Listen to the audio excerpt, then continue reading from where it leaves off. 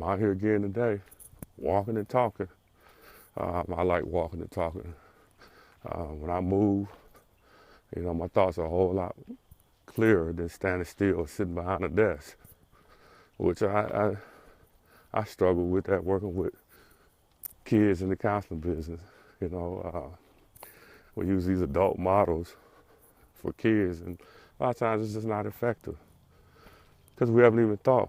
You can take a kid outside and shoot baskets or play ping pong or shoot pool, and you get so much more out of them than you would sitting behind a desk. And so I don't know why most people haven't picked up on that, because I think we can reach people better, even adults. I'm one of those individuals that I need to be moving too while I'm talking.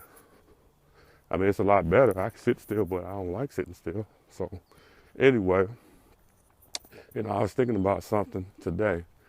How you go to the YMCA and you have all these former athletes out here playing, and not even 10, 20 minutes into the game, you got somebody going off, flying off, mad over a call, screwing up the whole rhythm of the play.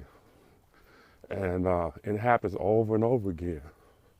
And I'm not saying this to say anything bad about anybody. I'm just trying to paint a picture, because at one point in time, I was one of those people too, screwing up the game, mad, not even realizing I'm coming here. I should be coming here to have fun, to relax, and just play. But when you haven't addressed your loss, you're just going to a place that you're supposed to be comfortable with, but it's no longer working for you. And so you come there and you make everybody else miserable, even though, and they don't even realize. They just think that you just got a bad attitude, or you just a a-hole or whatever, but you're screwing up the game. Start looking at yourself, because what you're doing is you're throwing a tantrum. Things didn't go your way. You're unhappy, and that's what it amounts to.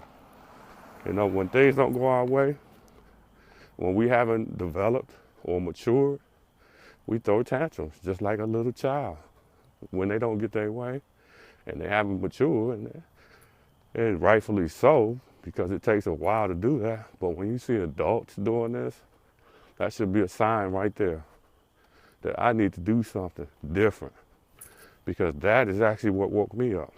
I was in the gym and I just wasn't happy. I was going there and out of character, and I knew it looks silly or stupid, throwing tantrums over little silly stuff like calls or whatever. And I said, wait a minute, I can't keep doing this. This is ridiculous. So I made a decision to stop, but I still went to the gym, and I would sit there, and in the gym while the other guys were playing, and I would see somebody else acting the same way I used to act, and I said, wait a minute, there's something going on here. We keep showing up to this place because we don't know anything else.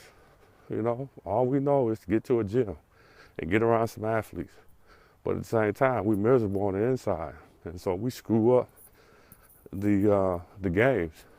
And for some reason, we keep doing it. We keep coming back week after week, month after month, year after year. And some people never get out of that. That's amazing to me. Because when you mature and you understand life, why would you put yourself through that? Why would you continue to show up to a place where you have to deal with even more stress, when it should be a place where you're trying to de-stress? So just something to think about. Just something to think about, because, and the people that do this are usually former athletes. It's not the guys that didn't really compete on a formal basis. It's the guys that were really good at one point in time, and it just didn't work out for whatever reason.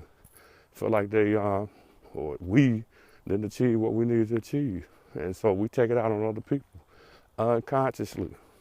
Like I said earlier, all this stuff is a subconscious thing. And when you're not conscious, you're going to be out of character.